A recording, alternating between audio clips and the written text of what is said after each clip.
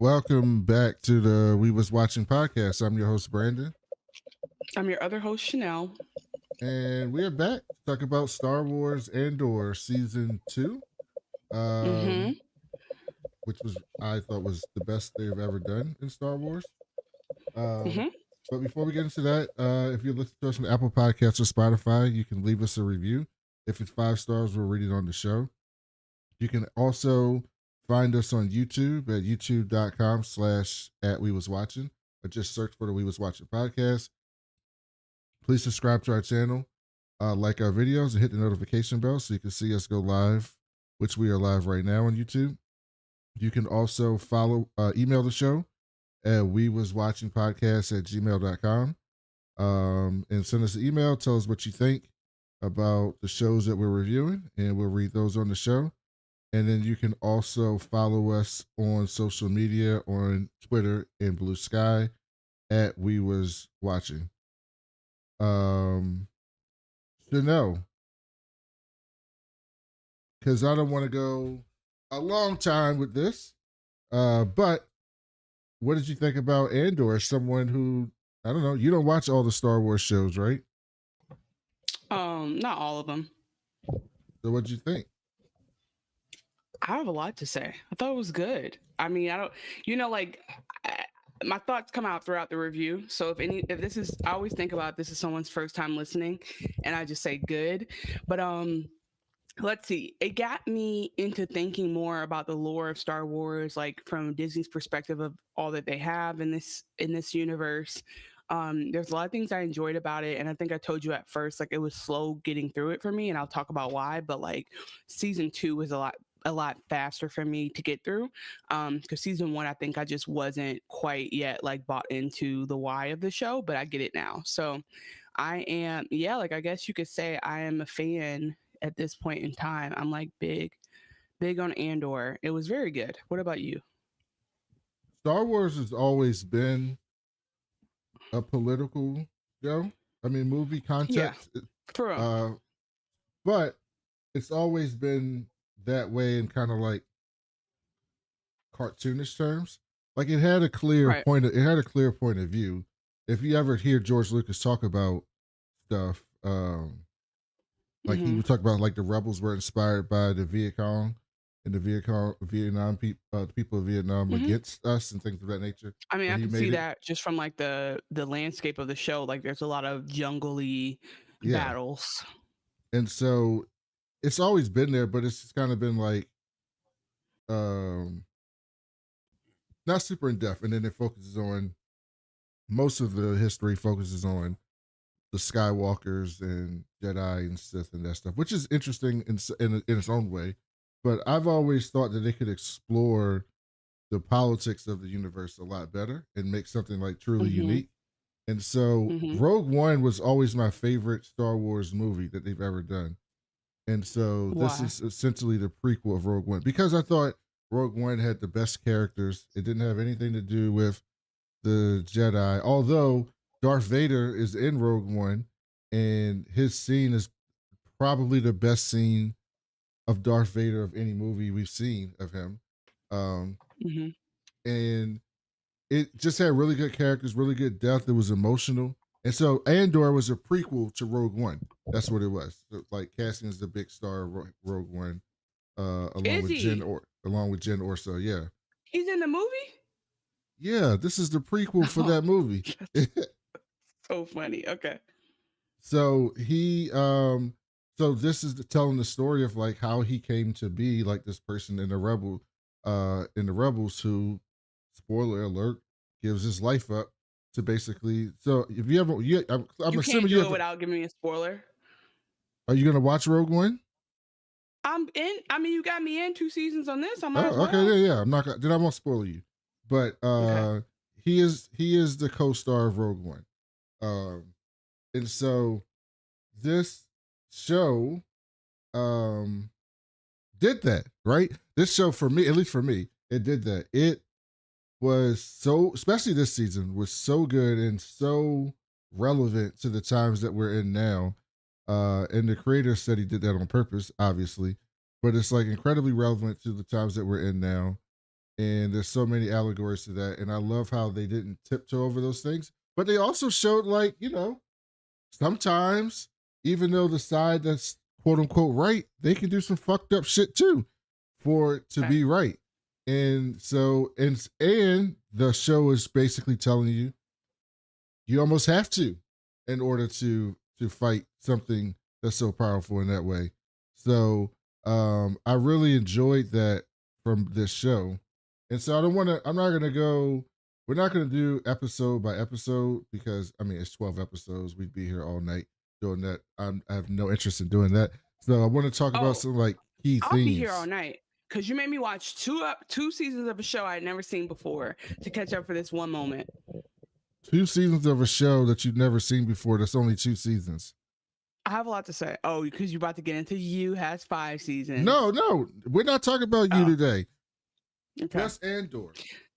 Well, I just want to say two things. One is that this made me start looking at the timeline of all the Star Wars shows because I did start to wonder like how hard is it to like overlap and make like canon that is how hard is it to get off canon basically with all these shows, and they've done a pretty good job of expanding out the timeline. I actually was really disappointed because they mentioned something partway through season 2, which is like a big reveal, and I was like, that's how I realized this shit happened before the movies because I just hadn't put two and two Well, together it yet. happened before the original movies. It happened after the prequels. So it's in the time between. So the first three Are we movies, sure? yes, this is Well, this I mo- have a timeline here. yeah, this takes place right before Rogue One. And Rogue One, the end of Rogue One, this is not a spoiler. It's not a spoiler for you at all. It's about to But be. It's about to no, be. no, it's not. The end of Rogue One is the last scene in Rogue One is literally the first scene of the first movie, A New Hope.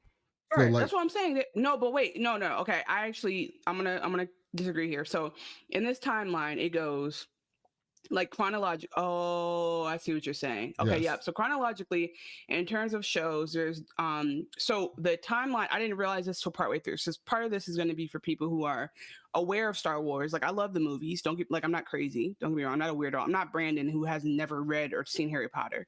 Like I'm not crazy. But a real person. I do have some lack of context. And so oh, by the way, I don't know if you can see. You see my little birthday balloons? Yeah, it says They're 23. still up. It does not say 23, motherfucker. Wow, It says my age. you're getting You're old. so I am. I'm getting up there. I told you I'm not a spring chicken no more. Actually, I'm in my prime. Don't even play with me. So basically Dawn of the Jedi, it happens 25,000 BBY. And so apparently they're gonna, obviously there's no like Christ here in this universe. So they're splitting it up by the Battle of Yavin, which I guess is like in hindsight, it's probably in the movies, and I just didn't realize that's what it was Yes, called. it's But in the first as you got movie. Yeah, but as you guys know, Yavin is like the haven that the rebels start to live in season 2. Like that's where it opens up. So there's a big battle at Yavin you guys can look forward to if you've seen none of this before. And so the timeline starts with that, the Old Republic, which is like an old movie, the High Republic, which is I think books. Then they get into Star Wars, Young No, Jedi the Old Adventures, which is Republic like is just everybody wants them to do a movie for the Old Republic, no. The but over there's a yeah, movie. the over so that's books. Okay. Video games Then too.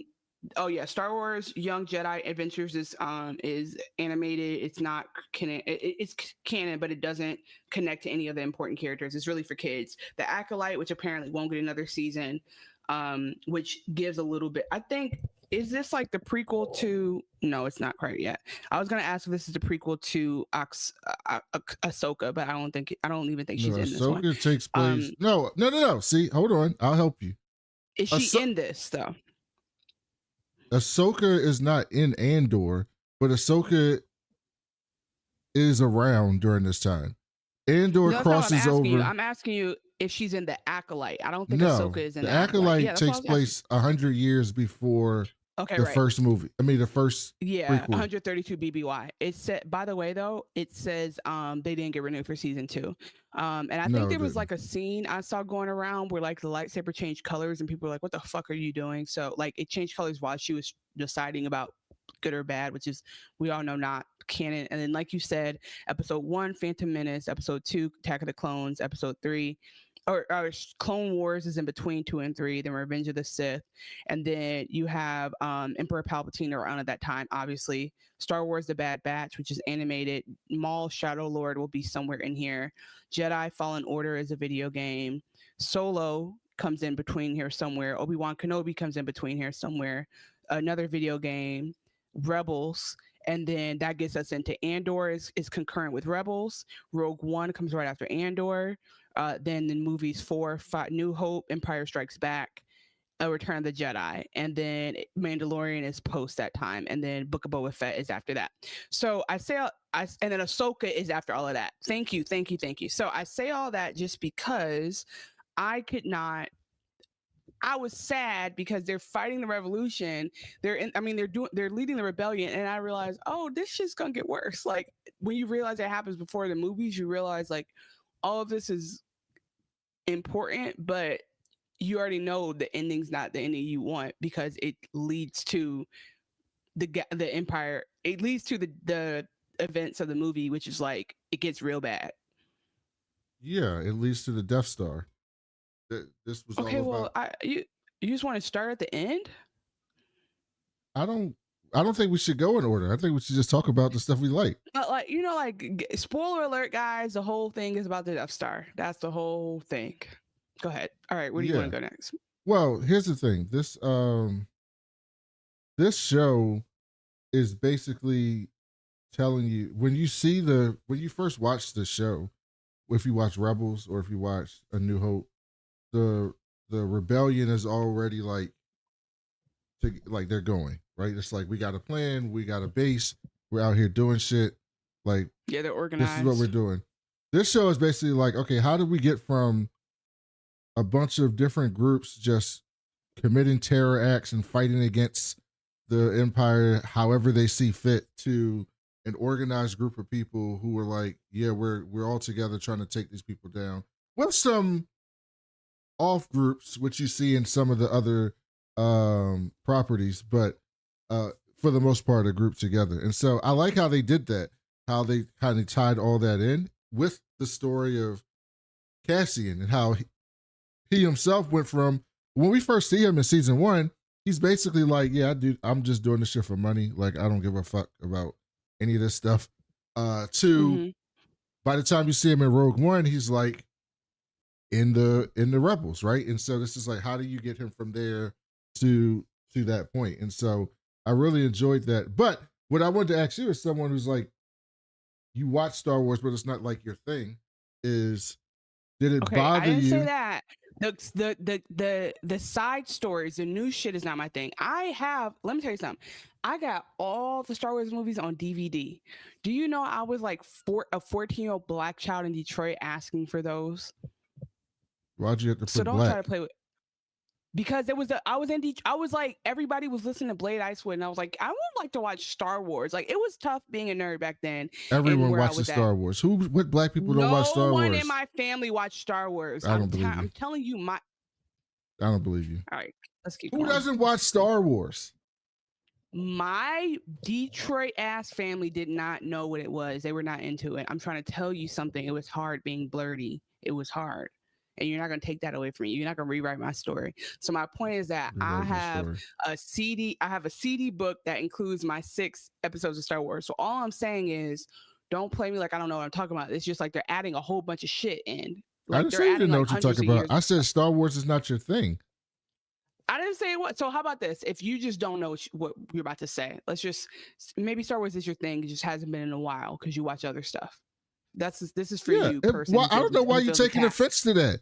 That's not an offensive statement. It is offensive because you act like I don't know what I'm doing. No, I'm saying you didn't watch Rebels, right? You didn't watch Clone Wars, right? Any of the new shit. I know, but that's all the stuff around this time. So I'm saying it's not your thing. Okay. That's what I'm saying. It's around this time. Thing in. Okay, you haven't watched the concurrent stuff. Keep going. Yes, and so I'm curious to how do you feel about watching something that has nothing to do with Jedi and Sith.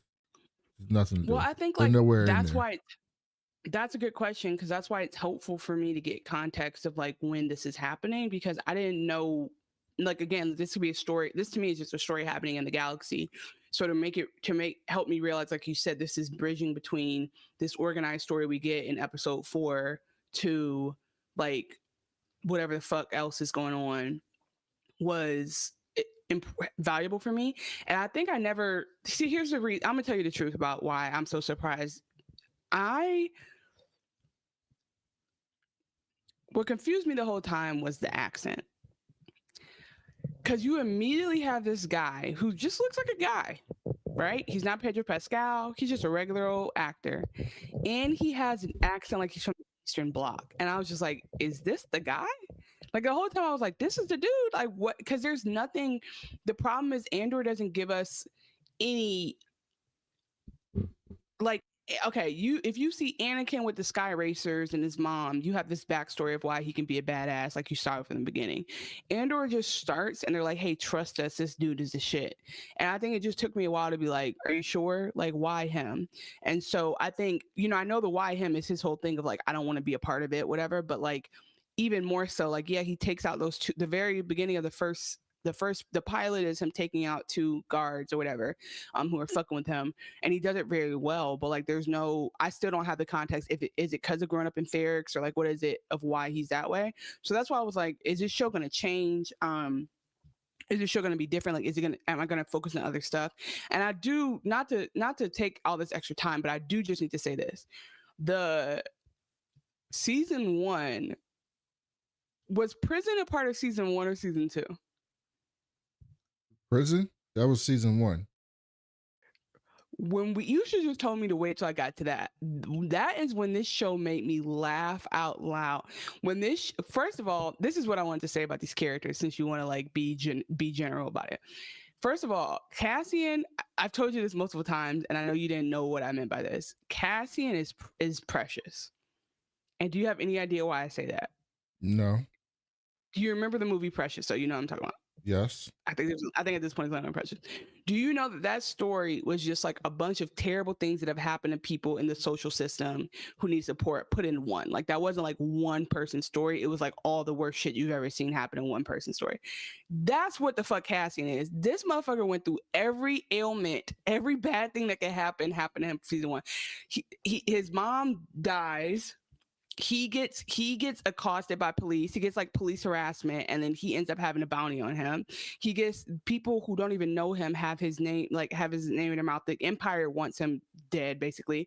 He's walking outside, looks around, gets profiled by the sand trooper, goes to jail, gets sentenced to jail for 6 years, becomes Shawshank for 3 episodes. I was just like, you're telling me every single thing happens to this man that's when I realized, like, oh, I'm taking the show too seriously. Like, this is hilarious. And then he gets plugged into, like, then he becomes fucking Mission Impossible, and he gets plugged into a team that he doesn't even care about, but he like has to stay alive to.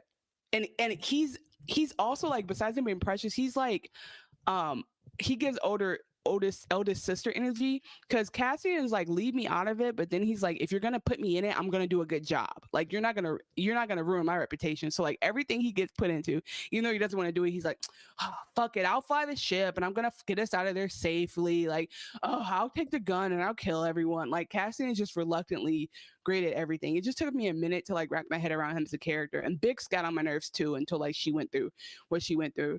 um and a couple of other characters, as we talk a little bit more, I'll talk about my thoughts on them. But that's why it took me so long. But once he got to jail and he led a prison rebellion, and this all happened in one season, I was like, this poor Murphy's Law ass character, like, let's see what happens with him. So I'm going to get into some of the stuff, but just for people who didn't watch it, one of the interesting things that they did was they released this show in 3-episode blocks, which Disney has never really done before with anything else besides Andor.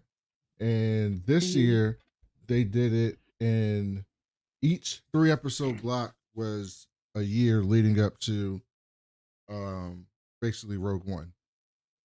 So it was like 4 BBY, 3 BBY, 2 BBY, 1 BBY.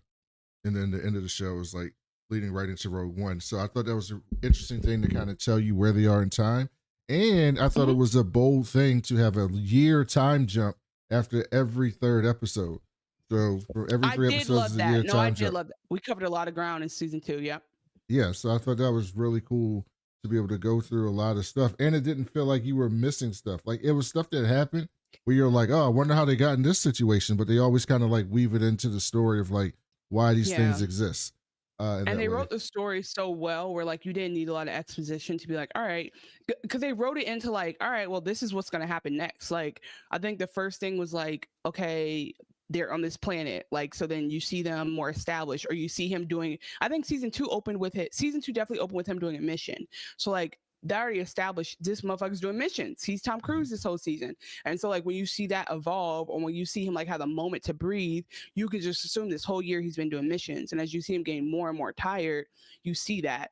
By the way, unrelated, one of my friends came and they left this during graduation weekend, birthday weekend, and it is no free promo, but apparently they have White Lotus tea. That's what I'm drinking right now. Of course you're drinking that. It was just in the fridge. Of course you're drinking it. So anyway, guys, if you ever want to go back and recap, we have season 3 of White Lotus on the podcast. So what I want to do is, and I should have told Chanel this in advance, but we didn't talk. And plus, I was coming back from a WNBA game. Is I want to go through the different characters, and yes, Female Help, we're going to do spoilers, but I want to go through different characters, and I want to talk about some of the character stories. I kind of want to do it that way because I think that'll be a little bit easier than episodes. But funny thing to know, did you know who Luthen Rail was when you watched the show? You mean actor or? Yeah, the actor. I know he's in everything. He's a Skarsgård. He's an Otis Skarsgård. No, he's their daddy. No way. Yes, he's their daddy. You know what's crazy? That came to me from memory. I didn't look that up. That's right. He's Papa so Skarsgård. Papa Skarsgård. Was he the one that was in The Girl with the Dragon Tattoo? Was he in The Girl with the Dragon? I don't remember that movie at all. I can Google it, but I don't remember that movie at all. I don't remember it at all. I'm still waiting on him to finish the shit. I still need the next 2 movies. The fuck? Stellan. Yeah! He's the bad guy from Girl with the Dragon Tattoo. Damn, I'm good. So you brought her up and you said she kind of annoyed you, but don't talk about, if you can, don't talk so much about season 1 version of her. But you know what you think about the story that they told about Bix?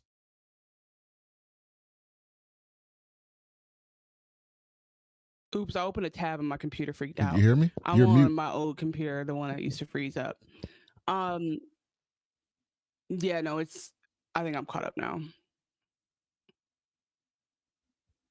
Am I good? Did you?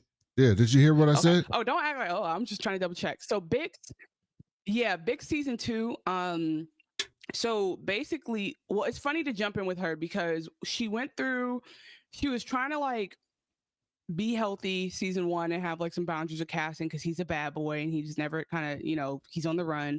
But season 2, she kind of pays for that, for her closest with him, by being tortured by Dr. Gorst, who, when he got his end, I was actually glad that wasn't a dream, but by Dr. Gorst and by fucking this bitch Deborah Mooney. Dedra. Is it Mooney? Dedra Mooney. And that bitch, she played the fuck out of that role because I hated her. And so anyway, and I do want to say something about the Empire in general and how they portray these actors that I don't think is missing here. But so she gets tortured. They use this torture device on her. And so when Cassian comes to eventually save her off of Ferrix, they're not on Ferrix, are they? What? No, I don't remember what planet they are, but they're basically on like a farming planet. No, what's the home planet? Not Cassian. Are you talking about season 1? No. Okay, listen. Cassian, what planet? Just remind me, what planet is Cassian from that he's hiding? Ferrix. He's not supposed to. Ferrix. So what planet did he meet his mama on? Oh, I don't remember the name of the planet. I think they're on Ferrix, and I think he's from a different planet that they're not supposed to, because they always say like, remember Ferrix. So anyway, I could be wrong, but anyway, so yeah, at the end of season 1, he saves her, and so when we open up in season 2, she's still having these nightmares and dreams. So I'm glad to see as she like recuperates. You kind of see this process she goes through. There's like a little bit of her using antidepressants, like these drops, and I wasn't sure if they were going to go into like a addiction storyline, which they didn't. But like basically the whole time you see Cassian wanting to protect her, and her being like, I want you to be there, but I don't want you to be super protective of me, because she was always a badass in her own right. Like she actually connected him with Luthen because she was the one who was using illegal radio shit, and selling parts and stuff. So Bix is like, don't treat me like that, but he really does care for her. So I think she's a very interesting character. She ultimately decides to, so that, because Cassian is tired the whole time he come back from mission, he's like, I'm fucking tired, take me out the game. And they're like, but Cassian, you literally are the only pilot who knows how to shoot and fucking solve riddles and damn fucking write novels, like you got to do it. And so she's like, he comes home and he's like, I need a break, I just want to come lay back and chill with you. And she leaves in the middle of the night, and she's like, yeah. Oh, by the way, no, before even that, while he's doing one of his runs, she is like this Imperial officer who's doing rounds, like they're doing auditing, like takes a liking to her and assaults her. And it's just like, I just felt so much sympathy for her because she's been through so much just by, I think what I appreciate is showing that like women are additionally vulnerable in these positions because of like the general predatory nature that men can have. And then in addition to that, like they're fighting a rebellion. So I was like really proud of her that she was able to fight back in that situation and save herself. But yeah, so anyway, she leaves Cassie in the middle of the night. I also like how Star Wars usually doesn't do scenes like that. Right, that was what they did here. But I like it because we didn't actually see SA, but it was like implied, and it would make sense that it would be implied. Like, not implied. She literally says he tried to rape me later on in the show. I think what we saw, no, I think it wasn't implied. We saw him jump on top of her. Like, I think it didn't fully happen before she fought back. But like it was very direct. Like you saw her fighting for her autonomy and for her safety. And you don't see that in Star Wars. And so I thought it brought, not to use that as a plot point, but I thought it brought some seriousness to the show because it happened early in the season.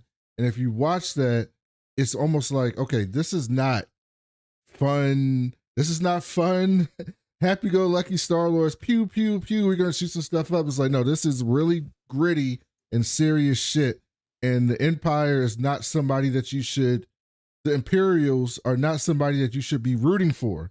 These are not people that you should be rooting for. And at every turn, even Cyril and Dedra, which we'll get to, who have some complicated parts of their story, you don't root for them at any point in this story, which is, I thought was rough. A little bit. I rooted for him a little bit because they made the mom the worst villain. Oh, yeah, well, yeah, but she was pretty terrible. The mama was real terrible. She was really I terrible. think like if one is able to create like direct translations to stuff. Oh, this is all relevant. Remember how I was on here a couple episodes ago and I was like, I could not remember what the fuck I watched on the plane, and I watched so many movies on the plane. Did I tell you one of the movies I watched was The Apprentice? No. Yeah, you did, actually. Okay. But And what about it? so it reminds me how like some people who are, I don't know, leading authoritarian governments and doing fascist takeovers of democracies, sometimes it starts from like not having a good relationship with their dad. Yeah. You know, that's Yeah. arguable. And so like with Cyril, it's like his need to like have importance at work is like, I wonder if his mom was better to him if he would have just went home and went to sleep, like, you know, and not Well, been yeah. so pressed about making a life for himself. So I think that's an interesting thing. But to wrap up on Bix, she does a very hard decision of leaving in the middle of the night, and we kind of find out at the very, very, very end that it's because she was pregnant with, I'm hoping, Cass's baby. That's his Hey, baby. you know, Yes. he be gone a lot. And when I saw that, I literally texted Brandon and said, I know that's not Cassian baby that she had on a damn other planet, because that's kind of unfair. But the reason why she does it is because he really wants to retire. He's like, I'm tired. I just want to enjoy being with you. And she's like, yeah, you're too valuable, and That's your not your skill set calling. is, yeah, she's like, you have a certain set of skills and it needs to be used here. So I'm going to get out of your hair so that you can't find me. And I'm like, that's really like important and like brave, but also like fucked up. I mean, There's also this moment. this entire show is about sacrifice. Everyone Sorry. involved in the rebels had to give up something really important to them to Valuable, yeah. to make this thing happen. But that's what's so interesting about it not having a happy ending in the end. Like, you're like, no matter what they sacrifice, the Death Star still gets built. That's the part that gets me, right? Well, if you watch Rogue One, I'll be interested to see if you report back to me on if you think it's a happy ending or not in Rogue One. So I mean, the happiest ending is the New Hope, right? Like, that's when they blow it up and everyone cheers. Like, that's the best I can. That's like, I want them to stop making stories after that. Let's just end it there, you know? But I think what would be really interesting is if they can go beyond that to talking about like the challenges of the new Republic, right? And like what that looks like. But anyway, I guess like technically, am I crazy? Doesn't Mandalorian is post A New Hope, or is that in between? No, the Mandalorian is after Return of the Jedi. So it's after Vader kills Palpatine and he's a Force ghost and he goes up and everybody wins. It's after the end of the first trilogy. The Mandalorian takes place after that. So the Empire's gone and now the Republic is back in charge. So after episode 6, right? Episode 6, yes. That's what I just said. So there is. No, you said New Hope. Okay, New Hope is 4. Oh, okay. What's 6 called? Return of the Jedi.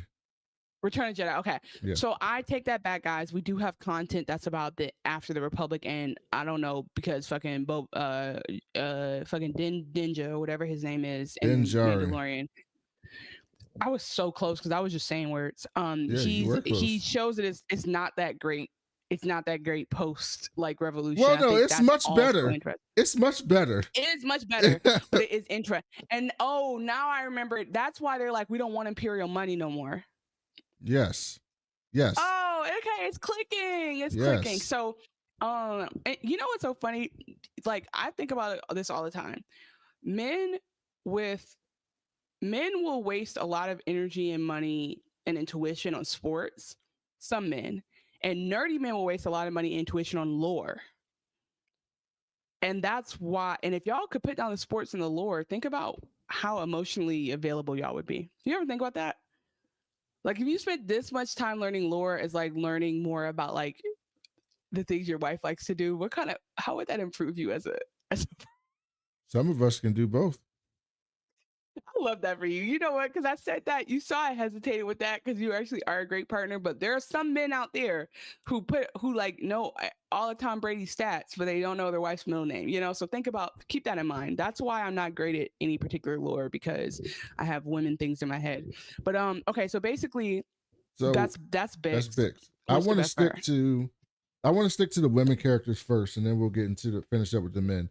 The other character that I want to talk about, and then I'll get you. You can jump in, obviously, is Mon Mothma, who's she's throughout all these cats. Bad She's a bitch. big That's part the of bad bitch Rebels. right there.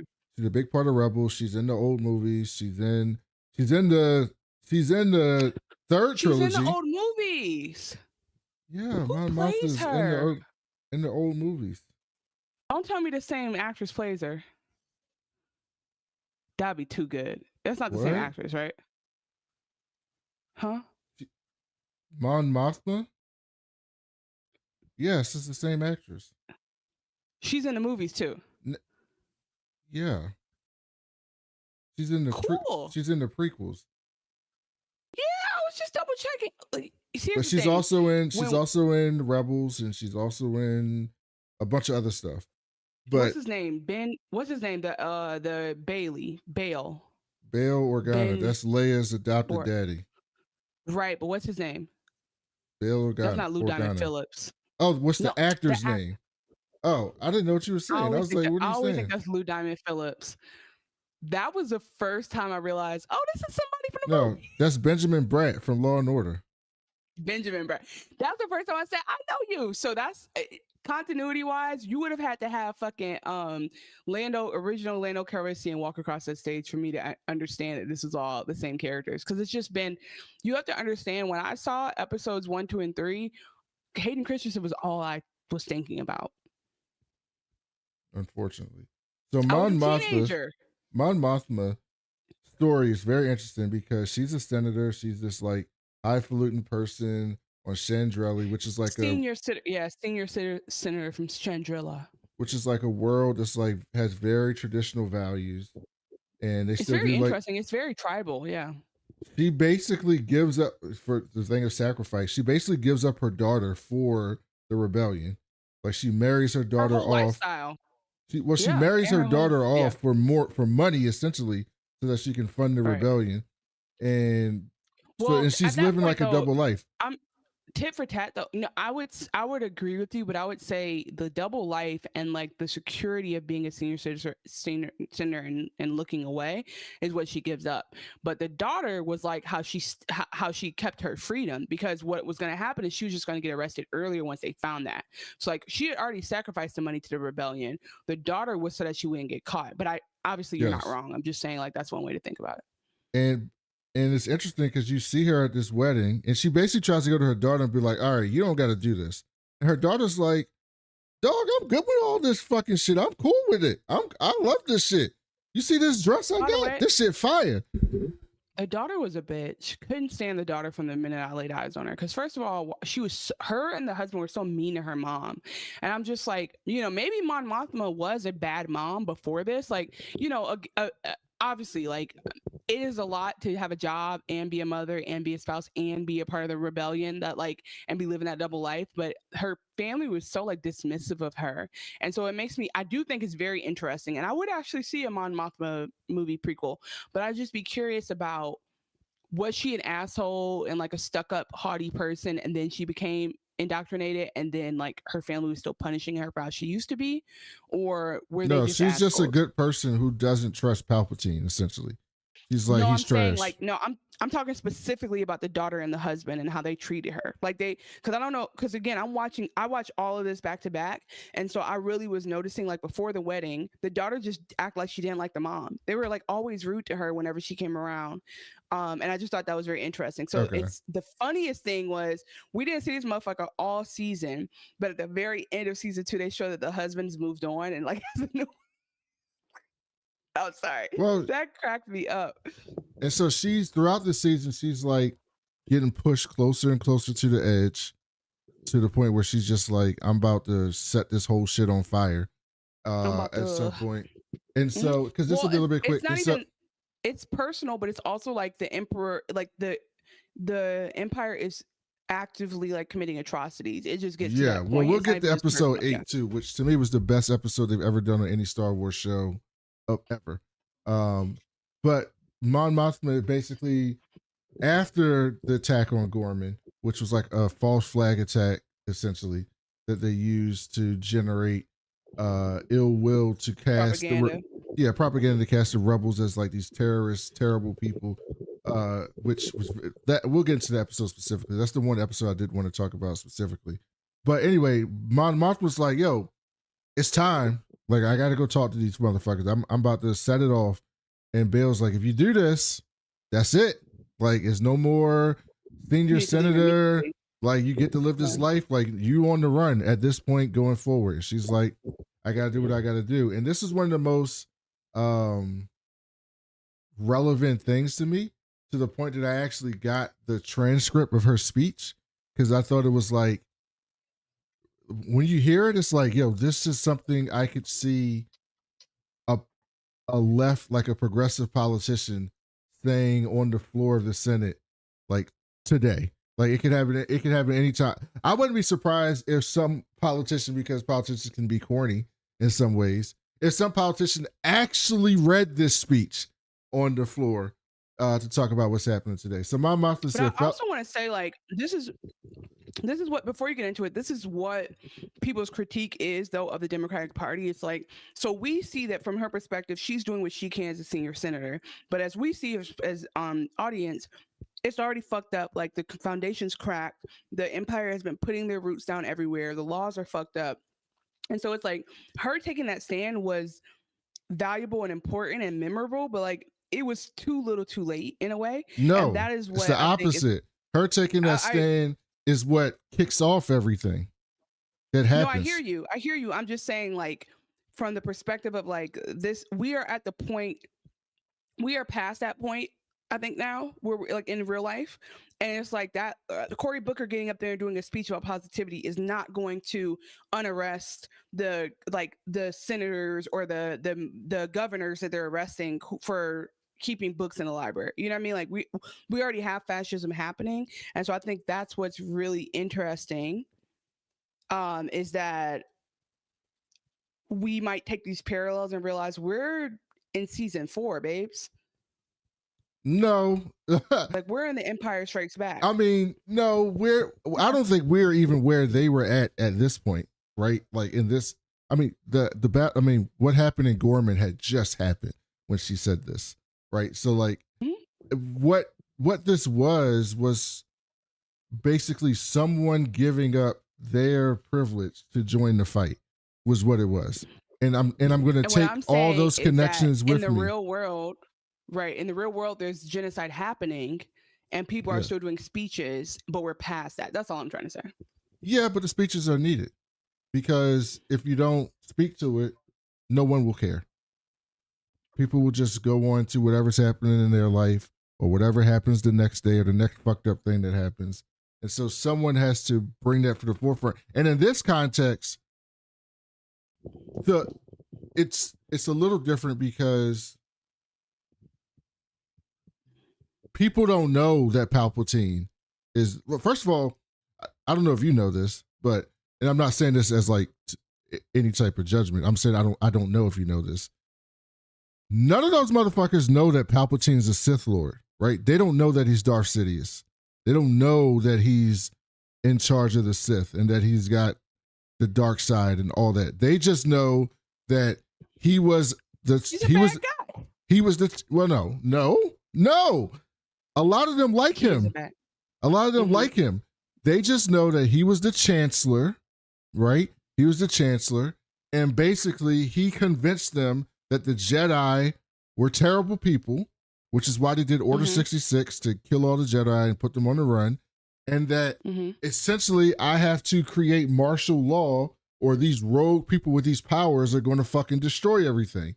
And so I'm here to come protect you. So this is what the people that are not in the rebellion, just the everyday fucking people in the world, this is what they think.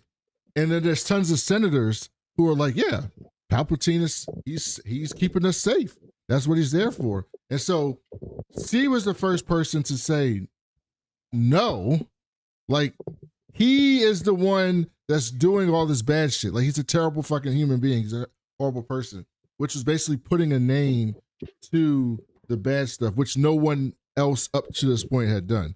So, like, her I wanted to read her speech. She said, "Fellow senators, friends, colleagues, allies, adversaries, I stand before you this morning with a heavy heart. I spent my life in this chamber. I came here as a child, and as I look around me now, I realize that I have almost no memories that predate my arrival. A few bonds of affection that cleave so tightly. Through these many years, I believe that I've served my constituents honorably and upheld our code of conduct. This chamber is a cauldron of opinions, and we've certainly all had our patience and tempers tested in pursuit of our ideals. Disagree as we might, I am hopeful that those of you who know me will vouch for my credibility in the days to come. I stand this morning with a difficult message. I believe we're in a crisis. The distance between what is said and what is known to be true has become an abyss. I said, yo, that's crazy. That is exactly what is happening now. Like, truth does not exist anymore, or at least it does exist, but like people, it's like people will just say anything and act as if it's true. Of all the things at risk, the loss of an objective reality is perhaps the most dangerous, which is another thing that's true. Because even back in the day when they were terrible stuff, you could like at least they would agree on like saying the stuff is terrible. Now it's like this thing that we all know to be terrible. They would just look at you with a straight face and be like, "No, it's not." And I'm like, "What world are we in?" The death of truth is the ultimate victory of evil. When truth leaves us, when we let it slip away, when it's ripped from our hands, we become vulnerable to the appetite of whatever monster screams the loudest, which is a crazy thing also in today's time, where it's just people yelling. And whoever's the loudest and the most vocal, people tend to believe them, even though they're spewing bullshit. This chamber's hold on the truth was finally lost on the Gorman Plaza. What took place yesterday, what happened yesterday on Gorman, was unprovoked genocide. Yes, genocide, and the truth has been exiled from this chamber. And the monster screaming the loudest, the monster we've helped create, the monster who will come for us all soon, is Emperor Palpatine. And then she's got to get the fuck out of there. And I thought that speech was fantastic. And in Rebels, she references this speech, which is really cool how they're doing stuff in reverse. There's like a point in Rebels where she's talking to them and she's like, and I gave this speech about Gorman. You know, she's like, she references like the speech and how she had to get the fuck up out of there and how she came to become in the Rebels. By the way, if you see her in Rebels, she's got like a short hair. It looks completely different. You probably laugh at her in that. But I thought that speech was great because then as she's leaving, Luthen, who she don't really fuck with, who we'll get to in a little bit, because I mean, Luthen is on the side of right, but he is not right. Like Luthen is kind of terrible. Luthen's like, hey dog, listen, one of Bale's people who's supposed to be helping you get out of here is trash. So I'm gonna send one of my people to come help you. So Cassian comes to help her, and she don't really know to trust him until old girl runs up on her, and they basically do a trick with basically like, you know, she's with the rebellion, so they shoot her, and then they peel off with her, and then they basically like, all right, man, now you one of us. And you could tell, and this was really good writing to me, it was like realizing her privilege is gone now. Like all that privilege she had where she could live that double life and live the high life. And if she wanted to, like she didn't want to, which is good. Like, and this is what we probably want from our people with privilege in real life. So she didn't want to, but if she wanted to, she could have just lived her life and not been affected by the Empire at all. She'd have been just fine. Right. But at this point, when they take her to that apartment, she realizes all that shit's gone. Right. I can't travel as I freely want to. I'm not seeing my family again. Like I'm not that lifestyle is gone. It's ghost. It's capiche. It's over. And she made that choice and she had to live with it. And so I thought that was a really cool part of the story because I think that to make an allegory to real life, that is what we want our people in privileges to do. We want them to take a stand that risks something, that produces something. Everybody's fight. And what's interesting about this story is like all the main figures have different parts of the empire, right?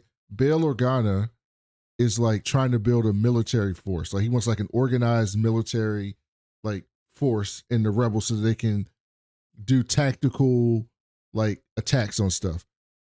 Mon Mothma has like a ton of connections. She has crazy credibility and a ton of connections, and she's trying to use that to like get finances for the rebellion while also getting people to trust and believe of their message and what they stand for, right? So she's like the political part. Luthen and Saul Guerrera, which we'll get to, are like whatever it fucking takes, right? There needs to be somebody on this side that's willing to get down and dirty to do things that nobody else is willing to do or wants to do because they have to be done in order to fight this, right? So like all these key figures have different viewpoints, but also bring something different to this rebellion that kind of comes together. So I thought that was cool.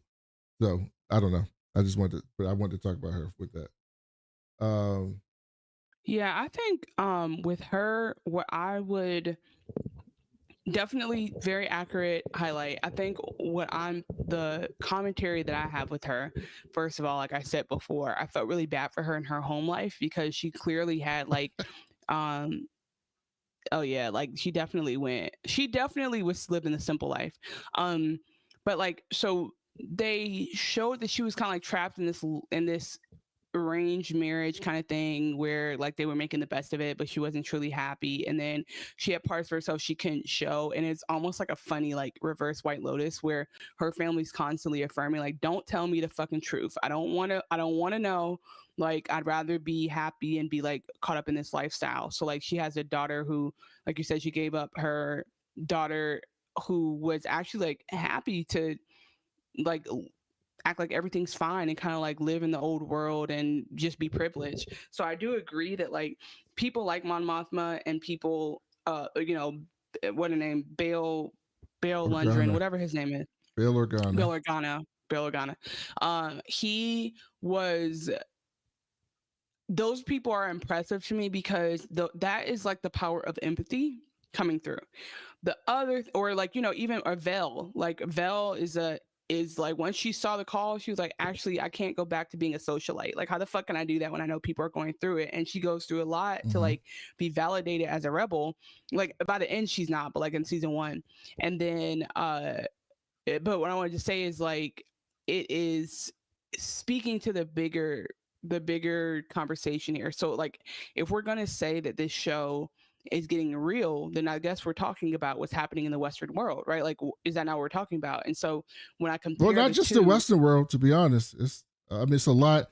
The showrunner events. was saying that he was taking inspiration from everything that's going on.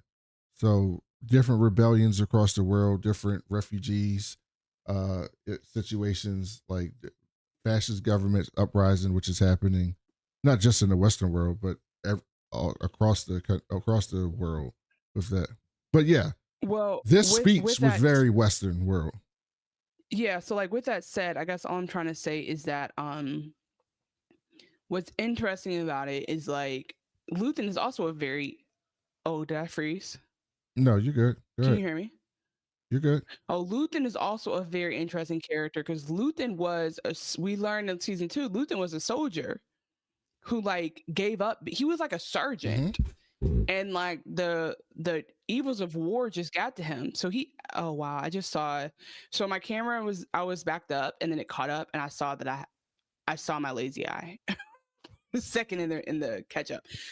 So yeah, Luthen like basically Luthen's also very impressive to me because he walks away from what could be like a semi-comfortable lifestyle and like where he could let all of his evils out as a man of war, and he doesn't.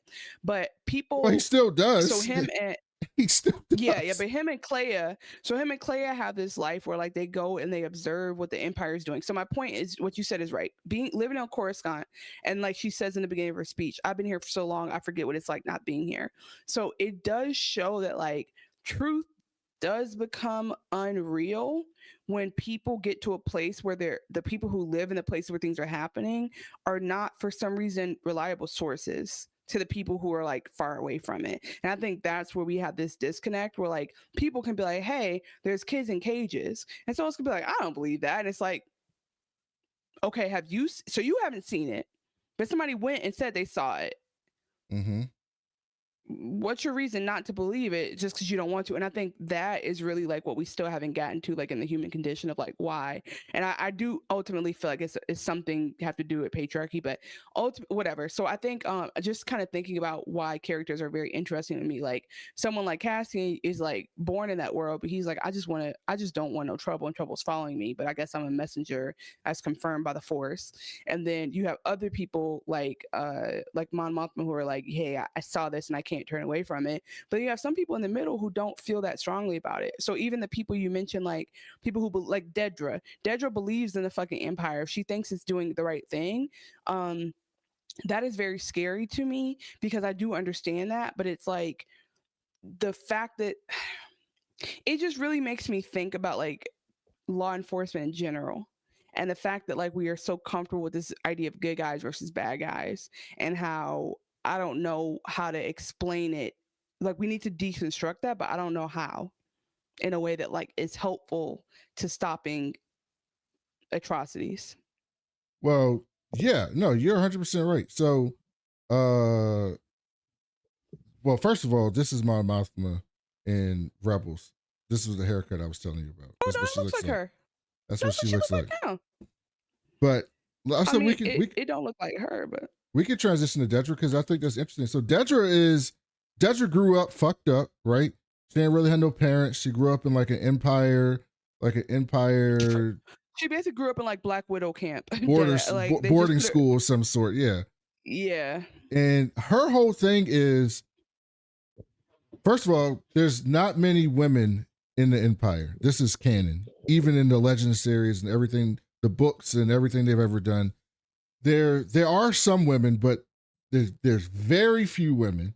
There's very few women. Just like another thing you may not have noticed, but in Star Wars, there's always aliens, like other species that aren't human, but there's none in the Empire. Yeah, You notice of course the not. Empire are all humans. That's on purpose. There's What's the word? They're very xenophobic. Yes. And so they don't have a lot of aliens and they don't have a lot of women. And if they do have women, the women don't they either have to be extremely ruthless, and even then they don't advance very far. And so Dedra's whole thing is like, no, I'm gonna prove my worth to y'all. And her whole thing is like, I believe in order and I believe in serving a purpose, and this is the purpose I'm here to serve. Even, and this is another allegory to kind of stuff here today. It's I was telling my friend Mike, who's a huge Star Wars guy, even much bigger than me, and I was telling him, I was like, we were talking about this in the context of the world today, and I was like, the Trump sycophants are not the people I hate the most. If they really believe that shit and they're like, I mean, they're just stupid. They're just not smart people, but I don't hate them the most. The people I hate the most are the people who know something's wrong, who know something's fucked up, right? But they're willing to go along with it for personal gain, right? They're like, I know this is fucked up, but I'm gonna still support it anyway because I'm gonna get something out of it, right? That type of thing. And so Dedra, the entire time, if you look at her face, she knows this is fucked up, but it's not so fucked up that she's not willing to do this in order to get to the next level where she needs to be, because she doesn't feel like she would be able to get there as a woman if she doesn't. To the point that she had a horrible history, from what she says, with men in her life. And the only man that truly loves her, right, Cyril, that does care about her, she's willing to fucking throw under the bus and use to get a step in her career to help do this, right? So she is like so ruthless to that point, which was why this. I will say though. Go ahead. No, go ahead. I was gonna say, which is why the moment with Cyril in episode 8 was so interesting to me, because when he finally realizes that she knew the entire time what the fuck was happening, and let him go out there and look like a dumbass and do all this shit regardless because she just wanted to get ahead, that was like some real shit. My boy went ape on her, which was not okay, but it was crazy to see. Like he just hold on. I do not support domestic violence, but I'm not gonna be mad at choking someone who is aiding a genocide and building a Death Star. I feel like that's a line that you're willing to choke somebody for. Here's what I was going to say though in general, and I think it fits in with this same conversation. One of my concerns with the way, like, you know, we said like, oh, this is too cartoony or whatever, right? But one of the concerns I have in general with this is that they make it where it's like it's so good guy, bad guy that you can say something like that, right? But the problem is, first of all, I know this is canon, so I'm not trying to be like annoying about it, but like making the empire feel so British is a misstep. Making them feel so Nazi-ish is a misstep. Making them feel so like Russian KGB, misstep, because they're making it seem so foreign, and you're not realizing like these are the people that you get up and go to work with that would do these same things. And I think that's where like it's kind of like when people, man, I can't remember. It's like one of those dumb newscasters where they were saying like, you know, they didn't like the politics in Black Panther, and like, why can't we just get back to you know, fighting Nazis? And somebody was like, do you not understand Nazi was a political party? Like, so in a fair system, they would have to treat them equally. And so it's only if you talk about like having real clear standards, no matter who you are or what side, like not it's not having, it's having no respect and no like space for that type of behavior. But in America, we don't classify things as actually wrong, right? We want to whataboutism all of them. So I say all of that to say like, the problem is not making it good old boys working in this office, not making it like your neighbor down the street working at this office, still makes them feel like bad guys that are so far away and so like hard to access. Like, well, no, I take that they do that. What they're saying is the people in charge are those people, right? So like, if you remember Cyril in season 1, where he goes to work for the Empire, he's just your dude that you know next door, right? The dude that's like kind of weird, doesn't really like get dates, like kind of a mama's boy, got mama's issues, and he's looking to like justify his being. And so I'm gonna go be a police officer so I can bring some order to this shit. And then he gets filled up with power because he's got a gun now and he can do some shit. Like, they did tell that story, but I think what they're saying, the people that you see in season 2 are like the people in charge. It's basically like, you know, who's in Trump's cabinet? Well, the people in Trump's cabinet are like cartoonishly evil people. They don't really act like the people next door. Like, they're just like, oh, I like that stuff. And so like the Tarkin, we didn't see Tarkin in this. We didn't see Tarkin in this series, but Tarkin and Krimmel and even Dedra to an extent, they're just like so over the top, which I agree with you. Right. Sometimes it can be a little over the top. But in this show, I thought they did a good job of bringing it back down. Right. Because I thought Dedra was someone that a lot of people could relate to. Like, this woman who's like in this organization. She doesn't get treated fairly. She feels like she has to go over above and beyond to get seen and to get recognized. It just so happens that she's going above and beyond and to be seen and to be recognized for fascists. But it is the same case that a lot of women go. I mean, I'm not women-splaining, I'm not mansplaining, but it is the same case that a lot of women go through in real life, just in general stuff. Just so you know, every time you move that mic arm, it's like screeching. Do you know that? It's loud? Yeah, just so you know. I thought I put a block on this stuff. I gotta add the block back. So let me ask you this. You didn't think Dedra was fucked up to Cyril? You didn't think that was fucked up? Yeah, but what I'm saying is like, okay, great example. I told you I was watching Reacher. I started for whatever. I want to catch up. Okay. I like Alan Richardson a lot. Richmond. And so Richardson. No, Rickman. It's not Richardson. Alan Rickman is from damn Harry Potter. Richardson? Is that it? Yeah. Oh, you're right. Alan Rickman is British. Oh, yeah, Alan Rickman is British. Yeah, you're right. Thank you. So see that's what I'm saying, y'all. Don't if you do listen to the first 30 minutes of the podcast, you think, oh, nerdy guy, dumb girl. That's not our dynamic. It just takes me a minute for my brain to get back to where we are. So anyway, the thing about, I have to still suspend disbelief for Reacher, because Reacher will say, hey, I used to be military. I used to be, military police. I used to be an investigator. I don't give a fuck. I'm about to kill this bad guy. That's what he'll say. He'll be like, I don't give a fuck about evidence. I'm about to shoot him in the head. And he'll be like, whoa. Or he'll be like, he'll go and lie to a person and be like, but he's a bad guy. And I'm just more sensitive to that these days. So like, yeah, while Reacher is a badass and he like wants what's right, he like, sorry, real quick. Human Help says one of my favorite aspects of how Andor ends is how the villains do suffer, but not at the hands of protagonists, because fascism eats its own with the upper hand.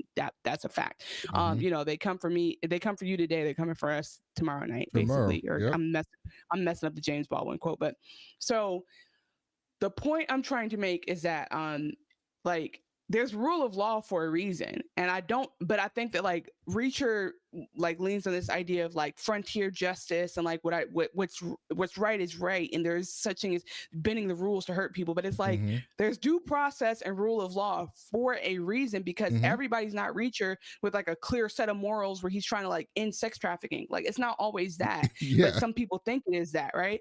And so I think that's what's so interesting about this, and why I want it to be a little bit more relatable, and why you don't want the bad guys to be so over the top or British, particularly in how they talk. I'm literally saying, like, for the American fan that you want this message to get to, making those bad guys anything but a regular white dude is gonna miss the mark for some people. And that's all I'm trying to say. Like, I think it still feels like, well, it's different. And I'm like, if we're gonna give Andor all this credit for like speaking to rebellion, I need it to be like clear as that. You know how like, okay, great example. Yeah, but Remember race how, doesn't exist. I mean, it does exist, but it doesn't exist in that world. Meaning, like, but that's not the point. The writers know what they're doing, because I'm just saying we're not going to give them the credit to be like, oh, they're speaking in some real shit, and then they're not going to speak to it. Like, it's the best example is, remember how The Boys was so clearly talking about something so clearly, and they were shitting on a group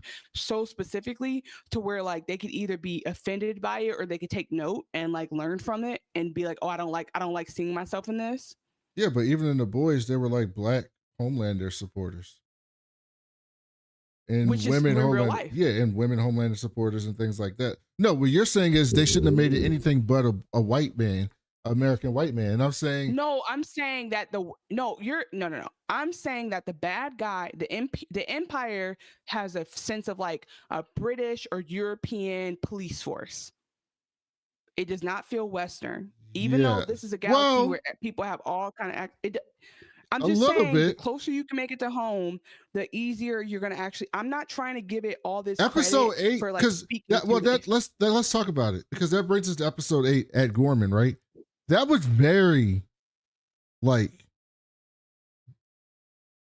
it's what happened at Black Lives Matter rallies. Like, not exactly what happened, but it's what happened, right? There were people at different Black Lives Matters rallies who were not with the people protesting against the police, who intentionally caused some type of an issue, which would spark a confrontation between the protesters and the police, so that the police can then get physical with them and then paint them as people starting something, right? That actually happened. And so the Empire showing up at that planet, putting the police force out there, the Gorman people just singing and basically peacefully protesting, the Empire thinking that they're going to be fit, right? The whole point of it was all we got to do is send our people out there, and these savages are going to start fighting us, right? And they didn't, to the point that they had to shoot their own person so that then they can think it came from the other side, so they can start shooting to cause an issue, right? That was very like very Western, like very not even Western, very American thing. But I'm saying you're interpreting it, and all I'm trying to say, the point I'm trying to make is, Andor, I've seen over and over, this is getting political, they're getting real.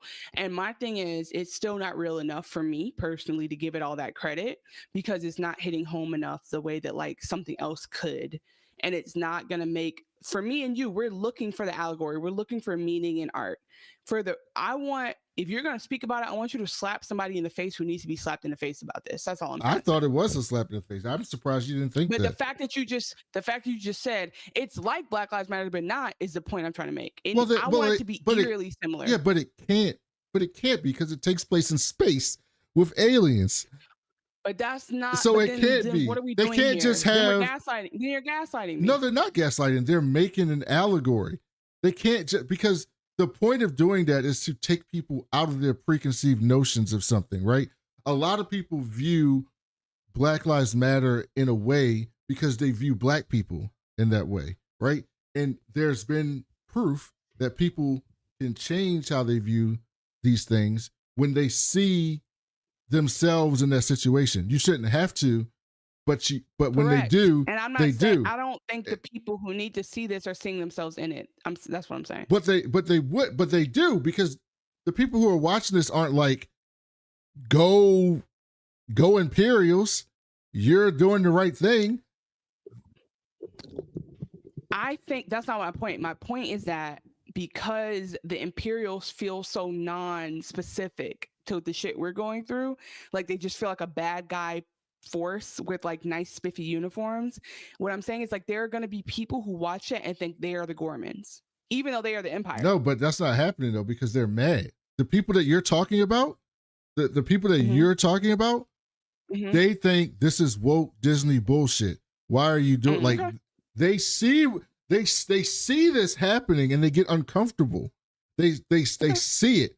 Like Well, we're not going to talk about it. We're not. Well, that's a good thing. We're not going to talk about it on this show. But like, if you read some comments about the Superman trailer, there's a ton of conservatives mad. Like they're just mad.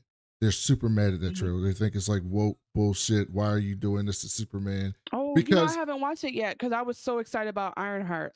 And they do that because they say that because of exactly what you're saying. Because when they're watching these things, this is why Star Wars has always been toxic for 30, 40 years, the fan base, but it's been toxic for different reasons. It's been more toxic recently because they've leaned more into this. Andor went the furthest, right? But they've started leaning more into this.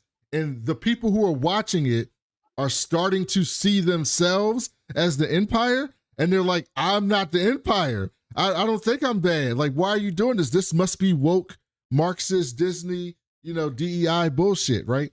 That's what they're saying, because when they're watching it, they're like, hold on. They're saying the same thing my guy says. They're saying the same thing that I root for, right? Like earlier this season, they basically had Bix and them as illegal immigrants, right? They're basically illegal immigrants, and they sent the Empire to go check their papers, and they bust in their house to check their papers, and all they were doing was trying to work. And what kind of work were they doing? The work that nobody else wants to do. They were doing work out in the fields that nobody else wants to do, that is needed for the galaxy. And the Empire still came to bust them down and check their papers and to try to get rid of them.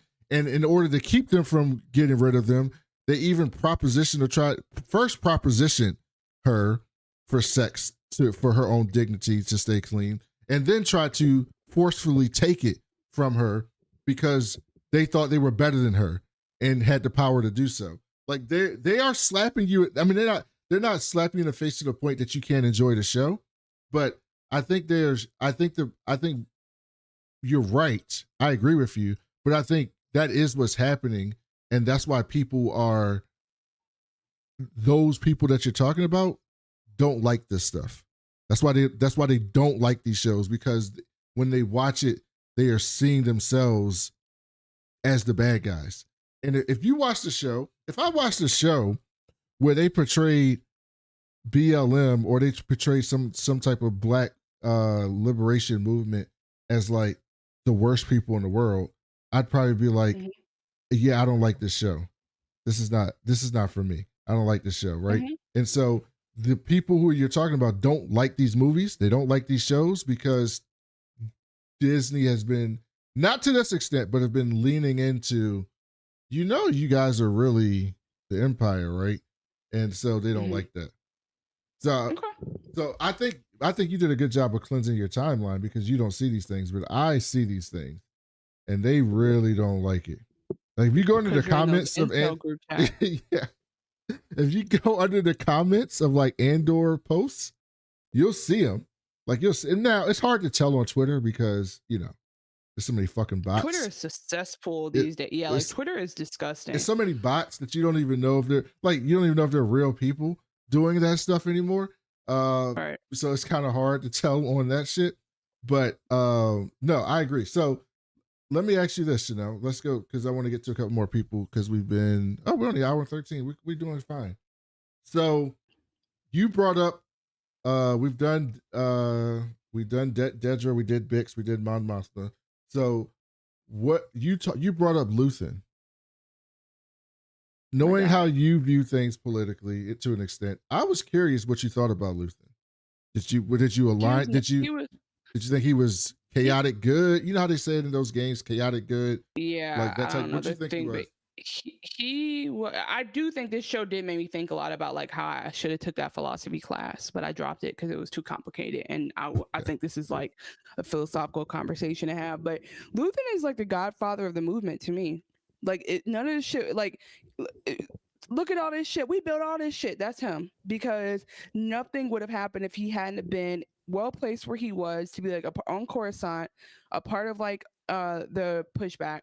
As Human Help says, that's why white people have so much empathy for Ukraine, but not other countries with black color skin. Yeah, like, and even then, they turned their back on Ukraine. They tried to sit down. What is his name? Zelensky. Zelensky, thank you. And Zelensky, let me tell you something. Now that's a man, because Zelensky just breathed through his nose instead of cussing him out. The way y'all would have had to bring the translators in, because I would have cussed you out in my mother tongue. Like I would have cussed Trump out in my mother tongue, because the way he handled himself, that's different. Because because really, like, can you imagine? It's like PhDs arguing with children. You know what I'm saying? And it's or like a teenager who's been on red. Like that's what it was. And then you have people snapping pictures of it and reporting on it as if it's valid. Like you're right, truth is definitely dead. And I think that's why like shows like this almost feel like too little too late. But I'm gonna stop focusing on that. But anyway, I think that Luthen is so necessary. I mean, what did he do? What did he do that was so bad? What did he do that was so bad? He purposely set up the Gormans, right? Andor told him. No, he didn't. Yes, he did. Okay, Andor told him, this is what they're doing. They want. He said, "My opinion is that they're not ready," and then he said, "Well, shit." It's no, not that they're not ready. He said they're setting them up to die, and he said, and Andor says, "What happens when shit hits the flames?" And Gorman, and Luthen said, "It's going to be burned very bright." Right. Here's how I interpreted this. I interpreted Cassian went so Luthen sent Cassian like, "Hey, yo, you're my number one guy, and you're number one guy in the group. Can you do me a favor? Go down there and just check out their stuff and see like what they need, like if they need supplies, what we gonna do." By the way, you know what I never talked to you about? I love that Forrest Whitaker is in this. I just thought about him because I started thinking about supplies. He's in Rogue One too. Yeah, that I think I knew. So he's like, "Oh, go check them out." And so Cassie comes back. He's like, "Them motherfuckers are not ready for shit. Like, first of all, they're disorganized. Second of all, they don't have no weapons. They don't have no training. And then he's like, they're gonna die." I interpreted him as saying that it doesn't feel right. It feels like they're over eager and they're gonna set themselves up to die because they're not prepared and because the Empire is way more prepared than they realize. I don't think Andor. Hold on, don't before you shake your head. I don't think Andor is all up on like, "Hey, this is a false flag operation to get mining materials." I think he's just like, no, they're too eager, because I remember him saying that more than once. He's like, they're too ready. He said that to them, and he was like, I don't think we should get involved. He didn't have the greater sense. He just had like a sense of it. And so what I took away from it, the same way that at the end of season 2, people were like, "Oh, Luthen has some information, but what if it's not credible?" Right? Like Luthen did the same thing that they tried to do to him. He's like, "You're one person. I don't know about it." Because then didn't Vel go down there? Vel and what's her name? The Vel's girlfriend, the bad bitch, the firebrand. They go down there and they're like, "All right." They said if it doesn't feel good, we'll turn away, and they went all the way through with it. So it felt good to them. That's 2 opinions from 2 rebels. So I don't necessarily agree. I'm curious what the chat thinks, but and maybe you're right. I'm not dismissing your viewpoint. I took it as Luthen knew this was going to happen, and he wanted it to happen because he wanted that scene on Gorman, because he thought that scene on Gorman could generate sympathy from people and really kick off the rebellion to go where it needs to go. He thought that was a necessary evil to get to where they needed to be to fight it. The Empire, and I mean, there are people who believe, I mean, there are some radicals who believe this type of stuff in real life too, right? It's like, we need this thing to happen to show, so that the light is shined on the bad people, right? Like, we need Gorman to happen to show what the Empire is capable of, to finally push people to do what they need to do, to push Mon Mothma to finally make that speech, right? to push Bail Organa to finally break away and fully join the Empire, right? To push Cassian to finally realize what he's fighting for and that it's not worth leaving for. Like, this is what you need to do, and this is what your calling is. Like, it came off to me as like, yeah, it's fucked up, but I needed to happen. And I think one person making that decision makes them fucked up, right? Like a person's just like, yeah, I'm okay with putting these people's lives and their that whole planet, civilization, and well-being is worth it to me to get the end goal of whatever my end goal is. No, I think you're giving him too much credit, because I think Cassidy just asked him a question. He was like, we're in this no matter what, I think was what he was trying to say. Because ultimately, it's not like Cassian went to start the rebellion. Like there was a group that was already doing research, but they just needed outside help, right? So it's Right. like they were going to do something stupid on their own, and then when even someone within their group was trying to calm them down and tell them this is a trap, they didn't want to listen. So I don't think that it that's the same guy who told Cassian he wasn't much of a rebel, because Cassian was like, you niggas are dumb. He is the one who was like, y'all, this is a trap. So I think that like what Luthen probably just picked, Luthen is just a realist. He's like, this is already going, so like we might as well be a part of it to help like tell the story or whatever. Because imagine if they didn't step in and it still happened and there was no one to leave the planet and tell the story. So like Luthen is ultimately right. Okay. Justice for Luthen. Okay, Give me another one. I didn't know I was doing a podcast with terrorists. That's good to know. You forget that we stream on the site that will flag certain words. Oh, I forgot. I'm sorry. Yeah, we gotta use like a rebel. Like, I'm a teddy bear. Yeah, like we gotta use like euphemisms for bad words. Okay. But no, Luthen killed. Okay, so I want to hear you defend him killing Lonnie. Defend that. Lonnie's like, Lonnie is the dude that's been feeding him information from the Empire the entire show. Oh. And Lonnie's like, dog, just get me and my family somewhere. I'm giving you the biggest thing in the world. And he's like, yeah, I'm gonna get your family somewhere. Boom! You're dead. Okay, he was wrong for that. I don't think he ever had an exit plan. I don't think he had an exit plan for Lonnie. I don't think Lonnie and his wife had a plot in Yavin waiting for them. I wonder if it's like he could have gotten Lonnie. Lonnie was there. They could have left. He could have gotten Lonnie out of there. No, they 100% could have left together. But I think that like ultimately he never really trusted Lonnie. I think that's what it was. Also like getting Lonnie's like in a weird way though. Okay, I'm not saying Lonnie shouldn't still be alive. I'm not saying he shouldn't still. Wait, is that what am I trying to say? Lonnie should still be alive, but in a weird way, he protected his family because it took all suspicion off of Lonnie for him to die that way. Mm-hmm. Nobody ever looked into Lonnie after that, or like maybe they did when they found out. They knew. Yeah, because he was in the files. Because he was in the files, right? Because he was in her files. But now because he's dead, they're not gonna go look for the wife and kids because their wife and kids are gonna be like, what? Like so. It's kind of like I don't know what the Empire. No, they might go round him up. I do think that was like that was a one casualty where like I don't know if it was him being like, look, you're in too deep. I don't know what you thought this was. I was never gonna get you out, or if he just was. That definitely did give Penguin. That gave Penguin. That's a good reference. I didn't think about that. That's a great reference. All the shows are connected. There's always a thread to make us from one show to another. Human Help said that Gorman Leader's daughter got told. Yeah, they did get the KTSO. Well, it wasn't K2SO, but one of the K unit droids, and they picked her up and threw her ass. Zoom, and she was gone. Because they Cyril had went into the waiting room and it was a bunch of droids there. I was like, I wonder what they're up to. Like, are they? I thought the droids were just waiting out the rain. And then when they brought the motherfuckers in, I was like, oh. So again, I just said all the shows are connected, did I not? Yes.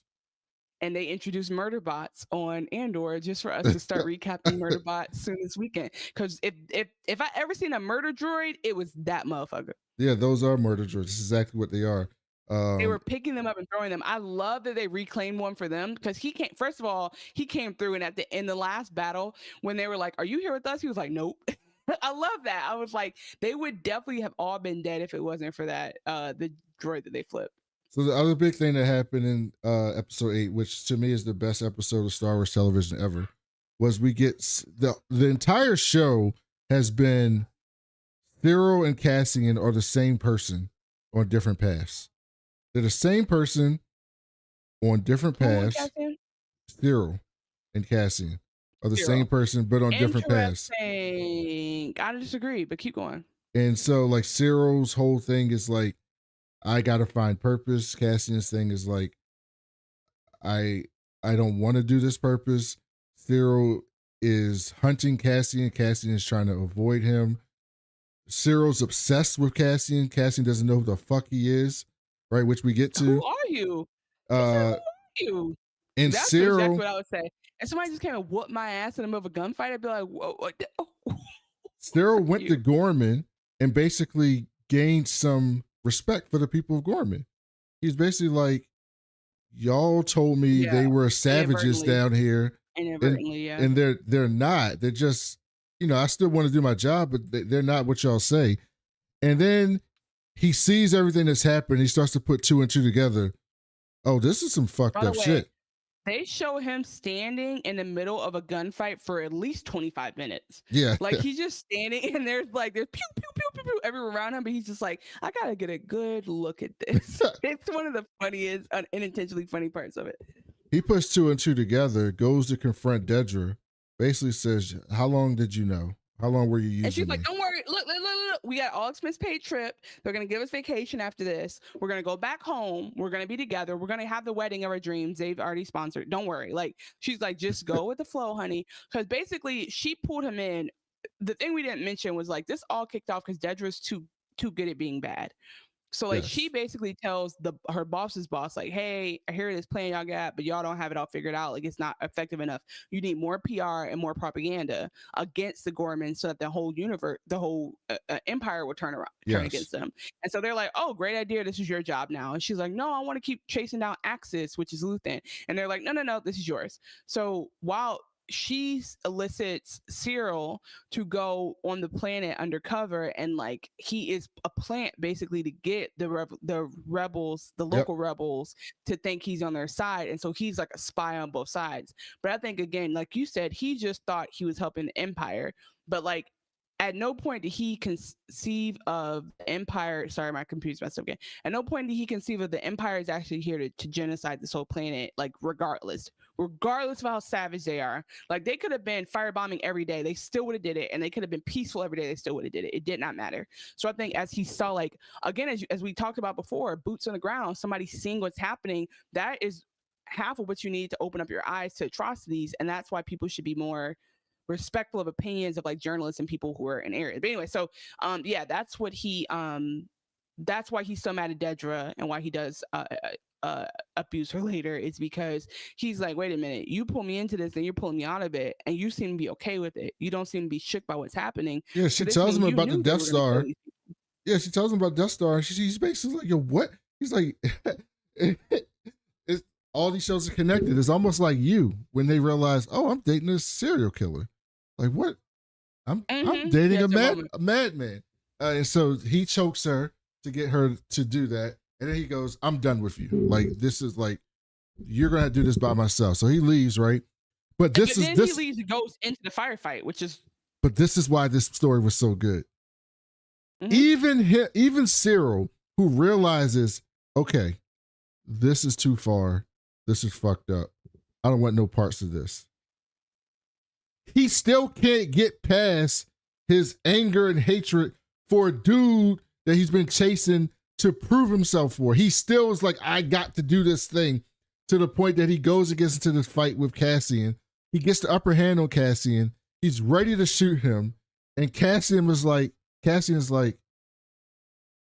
excuse me, dog, why are you fighting me? Who the fuck are you? Yeah, like who are? Because Cassian, by the way, though, what he doesn't even realize is he finally had to drop on Dedra. Like Dedra was about to get sniped. He saved Dedra for a second time. By accident. Appreciate him.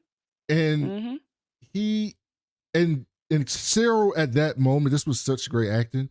You could see it on his face. It was like, I just spent the last 5 years for what? Like, what the fuck was the whole point of the last 5 years? What was the whole point of moving up in the Empire, dating this woman, chasing this man who doesn't know me? What was the point of any of this shit? Like, it was all over his face, and then he gets killed.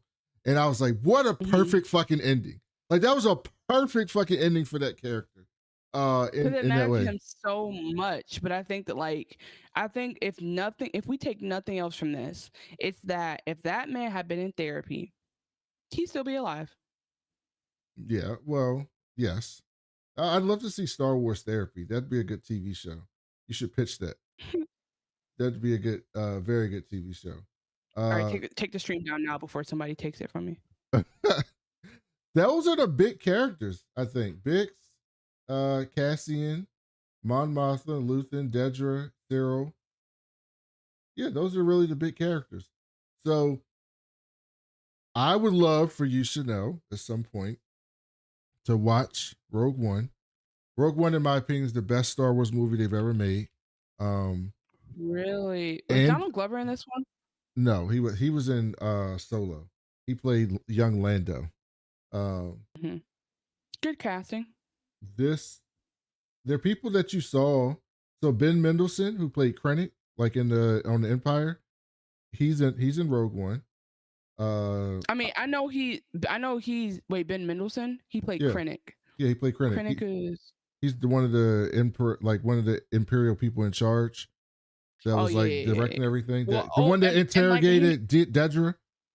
But by the way, Human Help mentioned a lot of the people in the Empire, they started to eat their own by the end. That's what's so intriguing about the end of this show is you don't even know who's gonna be a good bad guy in the long term because they will arrest or kill you or aid in your self-killing before before saying boo. Okay, keep going. Who else? So yeah, he's in Rogue One. Obviously, Andor Cassian's in Rogue One. He's the co-star with Jyn Erso. You hear Jyn Erso is the name of the character, who's played by Felicity Jones, but she's in there with her. She and Diego Luna are the two stars of the film. Her daddy was mentioned in Andor. And so that's kind of what leads into Rogue One. But it's K2SO, the droid that was helping Cassian on the last 3 episodes that was with him. He's in Rogue One as his partner. Yeah, he's my favorite droid of all time. So he's in Rogue One. He saved the day, and it was so funny watching him play cards. He's like, hold on, you guys are cheating. That was a funny scene. And I'm not going to tell you, well, you don't know this character anyway because you haven't seen the movie, but the actor that a lot of people love this in Rogue One is Donnie Yen. He's such a cool character in Rogue One. Okay. People love Donnie Yen's character in Rogue One. So you should watch the film because it ties all of this together. All of this will make even more sense when you watch Rogue One. Okay. It's funny too because we never talked about it, but when one of my favorite parts of the show was how everywhere that Willman went, he had a girlfriend. He was pimping in different galaxies and planets. Everywhere he went, he would wink at somebody. I'm glad you brought up Willman. Yeah, I'm glad you brought up Willman because the last thing we'll do before we get out of here. I am curious to what you think about Forrest Whitaker's acting in his portrayal of Saul Guerrero. I mean, he's kind of he's the Mad Max character. I think it's giving. I mean, I think it's when you think about all the performances in this, motherfuckers had if you can stomach Chewbacca, you can take anyone. You know what I'm saying? You love Chewbacca and he had no lines, so I'm happy with everybody's performance. Some people think that. What do you think about him? No, I love the character. It is a somewhat controversial character in the Star Wars lore. Most people love him, but there's some people think that he's too over the top. He's just so like he's high on radium, and it's just and his voice in Rogue One, so radium fucks up your lungs. So his voice is even more fucked up in Rogue One. He's got like a thing that helps him talk in Rogue One because he's still doing that drug. And so it's so over the top, but he's also kind of a madman. He doesn't fuck with Mon Mothma. In Rogue, this is not a big spoiler for Rogue One, but there's an argument in Rogue One or was it Rogue One or was it Rebels or one of them shows? There's like an argument. He's like, Mon Mothma's a senator. She's not built for this shit. I've been in the trenches doing this shit since day one. Like, you don't want to fuck with it, like that type of shit. So they kind of have like separated ideologies, which you see at the end of Andor anyway. So yeah, I'd love for you to watch that and tell us what you thought about that. If it makes Andor even better to you, because I can tell you, I already thought Rogue One was my favorite Star Wars movie, and Andor makes the movie better. So it'd be curious to see if the movie makes Andor better for you. Yeah, him on that drug is hilarious because when he kind of gets like he gives Woman his first free hit. Basically, like he's like, breathe it in, let your insides corrode. So I think that's like I thought that man was finna die. First, yeah, because I thought he was about to go fucking Joker on us. Like I'm like he's about to be Two-Face when he wakes up. Like there's no way he's not gonna be messed up. But Woman kind of, he got the beast in him a little bit, but he got that dog in him. But I would say that I enjoyed, like, this is when I don't do all the critique. We're watching Star Wars. What character is gonna be? Oh, are you supposed to be playing straight as like a dinosaur? Like, what are you talking about? Like, just let it be, like, be your outrageous self. I think he's perfect for, like, that's the exact adaptation for a video game. You know what I'm saying? So I'm like, that can't be that bad of a character because, like, that's a dramatic enough, like, character. I will say, one of the funniest things about Star Wars, like you said, you notice in the Empire, like nobody, it's very xenophobic. My favorite thing about Star Wars is like you'll be at a wedding or you'll be at a hospital and you just see like a lizard in a gown. Yeah, aliens there. Yeah, it's like there's an extra somewhere that's just dressed up fully like a full ass lizard, and then but he has no lines. He just has to be there for it to feel real. Yes. I think that's what I enjoy about the show. Whenever they go to a cantina, it's just like all different types of races of people, beings. Yeah, I mean, chilling. Exactly. Like there's always people in the background, and then, or even like when that hospital, there's a couple of people there when they had the hospital scene. I really love Clea and Luthen's dynamic and how they don't tell us that to the end, because the whole time there's this bad bitch behind him and you're like, is that his daughter? Who is this? And basically she is, and they were like forged in the struggle together. So that's why they were so like, it was, I think when you don't know a character's background, like for Mon Mothma, knowing that she sacrificed what she could have had because she grew up in that's sad, but realizing that like Luthen and Clea was always where they were for a specific reason is very badass. But yeah, going back to, I love Forrest Whitaker. I don't have any qualms with the way anybody played anything. There was like nothing. There was like not one time. Cassian was the only one I was like, who the fuck is this guy? Like, do I know him? Like, I really struggled with him the first 4 episodes. I was like, he's the only one I feel like is playing, like he's in a period piece. I'm like, he's in a different movie. But then after a while, I was like, I'm gonna just go with it. There's probably the best bad guy in all of Star Wars, in my opinion, is Grand Admiral Thrawn, who's just like just the best fucking villain. Like he's just the best villain because he's so meticulous and he's not like twirling mustache evil. He's just like the most calculated fucking person. But he's an alien and he rose up really high in the Empire. And he's really like the only one. The only alien who's, because he's so fucking great at what he does, he's like the only alien that's allowed to be up high. You'll see him. He's in the Mandalorian movie. Well, you saw Ahsoka, right? Did you watch Ahsoka?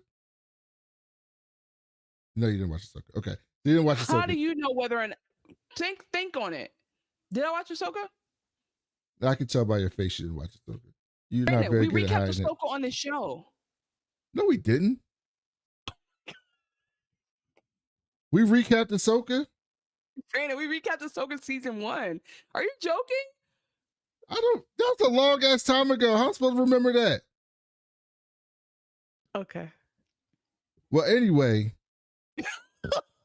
they got to have a token, right? Because you got to be able to say I'm not racist, right? How can I be racist? I appointed Ben Carson to be head of the Department of HUD. How can I be racist, right? What's his name? Yep, there's an Indian here. But Thrawn is actually good. So no, Chanel, my partner. Thrawn, is it Thrawn? Yeah, Grand Admiral Thrawn. That's his name, the blue guy. Oh, you brought him up before. Okay, keep going. But my partner Chanel stayed up to 12:30 in the morning to do this because I had to go to a basketball game. So I appreciate that. We're gonna be back this weekend to watch talk about Murderbot. I might watch it. I'm kind of like up now, so I might watch it. No, I'm not gonna watch it tonight. I'm probably gonna watch Murderbot tomorrow. There's no basketball tomorrow, so I'll probably watch Murderbot tomorrow. So let's hope. So now let's hope it's a good episode. Hold on, before we go, let me make sure it's not like multiple episodes, because you know how they do that now sometimes, right? Mm-hmm. Like they'll drop 2 or 3 I'm episodes. watching that. I'm gonna finish Reacher. People will be happy They did to know 2 that episodes. Okay, good. Yeah, they gotta get it going. Okay, wait, let's touch on the comments. Okay. Let's run through all of them real Let's quick. run through the comments Thank you before so we much. get out of here. Thank you, Human Help, for being here with us. We talked about Ukraine. K2 was like an anti C3PO. Yeah, he was cool though. He was funny. I mean, it was given the same where he's like very proper. I don't understand why the Empire doesn't use the codename Stardust for the Death Star. I mean, I think they're missing it. Chanel's preaching truth. Thank you. This is when I was talking about how Democrats aren't doing enough. Democrats aren't doing enough.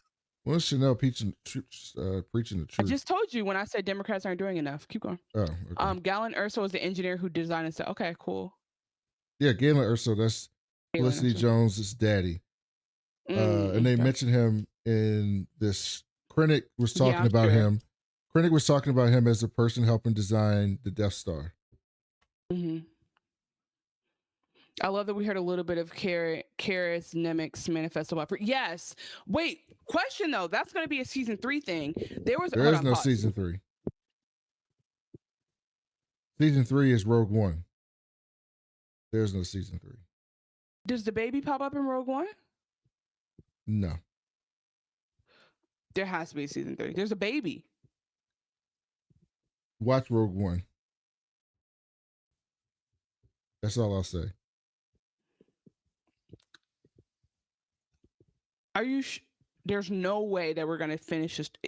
Does it pick up on them going on their, like, does Rogue One start with them going on that, him and the droid leaving, K2-3PO leaving together? If it doesn't start there, it does. Not exactly there, but generally there, yes. So we never understand what happens to Cassian's baby? Just watch Rogue One. Oh, the baby dead. I bet the baby's dead. But anyway, this is what I'm trying to figure out. There's a recording that he's listening to, and the only time we heard that recording, he's playing the dude, one of the main guys, the main bad guys who like Dedra's boss the whole time. He's playing a recording of Nemec reading the stuff. And if I remember that happened at the fucking campfire. So how did they get that recording? Droid? Maybe. That's not in the movie? In Rogue One? Yeah, that isn't covered in the movie, how they had the recording. I'm going to say this. I'm going to say what Human Help said. Oh, wow. Not you guys teaming up. That's right. Just watch Rogue One. Okay, wait, go back to the other comment, then I'll read it now. Nemec said what? Nemec said, the pace of oppression outstrips our ability to understand it. You better preach. I mean, they are preaching on this part. And that this is the real trick of the imperial thought machine. It's easier to hide behind 40 atrocities in a single incident. Exactly. Because people are like, it can't be that evil. It can't be that bad. And you're like, no, it's more than that. It's that it happens so often that you can't focus on it. Right? It's like, I can't stay mad at this thing. Something else happens tomorrow. I can't stay mad at that. Something else happens the next day. And it happens so often that you just become numb to an extent. Yeah, exactly. That's why you have to prioritize, especially for the 92% of the Black women that voted for Kamala. You gotta rest. We cannot always toil, right? Like at some point, other groups have to take up the mantle and do their part. Yeah, 100%. Okay, I'll watch Rogue One, I guess. What is there any? I don't think there's more comments. That's it. Cyril, no, okay, well, I have by the way, I just wanted to, the Empire was portrayed like ICE agents. Interesting. It's a battle of ideologies. That's why we need to stay on Blue Sky, delete Twitter, delete that app from your phone. We beg you. I'm not saying, I don't disagree. The reason why I go back to Twitter sometimes is because like I have like 5 times as many followers, and like it's just easier to pub the show. But then yeah, like it is a cesspool. I do agree with you. Well, I will say this. Twitter is much more fun for sports than Blue Sky. Yeah, it's just like a network effects thing, but like I do agree. Much more fun. But I mean, and I also started on Threads, and I'm just like, none of my social medias are doing what they need to do. Okay, yeah, Lonnie didn't deserve to go out like that. Imagine if the Gormans were black or Filipino or Arab, and they were allowed to be sacrificed. I mean, that's what happens in real life. That one Gorman leader lost his daughter. She was tossed around like a rag doll, and her spine was crushed on the stone ground. If Lonnie was captured, he might have squealed about Yabin. That is exactly why. Oh, Like look at y'all defending the madman. Defending the Lonnie was madman. not solid enough because again, like, because Lonnie kept saying, "You need to tell me the exit plan." If anything happened, and you know the Empire wants to get you to confess. So Cyril started choking out his white wife like Vader. Hey, hold on, no. I got something to say before we go.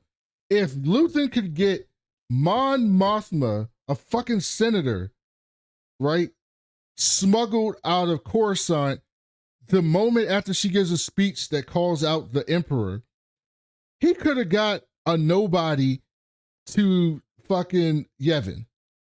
He could have got him there. But remember, this was an emergency call. He used the thing that could have been a trap. Like, he used their emergency dead call button. So I don't think he was ready. Like, Mothma, they planned for.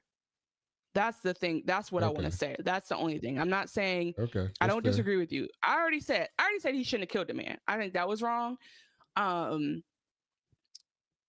the way, I got good news. You know, sir. I'm sorry, I got distracted. You know what Murderbot is at on Rotten Tomatoes right now? 95%. 98%.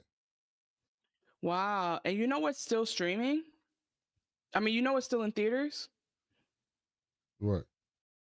Sinners. Yeah, I needed to get out of theaters. So go watch both, guys. 98. Brandon, before I forget, I really want. So Human Help asks what social media we're going to be more prevalent on. Like, we try to post across all of it. Like, for example, yesterday we were supposed to stream and we had an issue, and I just forgot. I had posted off, so I forgot to update socials. Brandon, Human Help was waiting on the stream for us, which again, I want to apologize to you personally. Thank you for supporting. We love you, girl. Oh yeah, we were supposed to stream last night. We were supposed to stream last night. Please let me know. I apologize. We love. Yeah, sorry. We were supposed to stream last night. My internet went out at like 4:00, and then I was on calls with them for like all night to the point where they were just like, we can't do anything tonight. They got to come the next day. And so that's when I texted you. I was like, I don't have no internet. I can't record tonight. So they didn't get it, and they didn't get it fixed till like 11 something this morning, and they came at 8. Oh, that's crazy.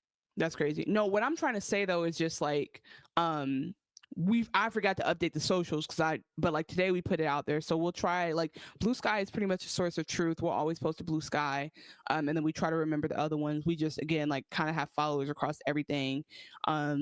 I would say most importantly, if you subscribe to the podcast and put on reminders, you can get reminders whenever we stream, because sometimes we start late. And then we will eventually have a study. I don't know what the fuck our schedule's gonna look like for this summer. I'm not gonna lie to you, just because I got stuff I still gotta figure it out. But Brandon, I was gonna ask you while we're here if you would consider streamlining your Instagram handle, or if you only use your Instagram for the Why So Serious podcast. I haven't posted anything on Instagram in over 2 years, so I don't know. Well, but yeah, I can change it. Because sometimes when I post you, people think that's the podcast.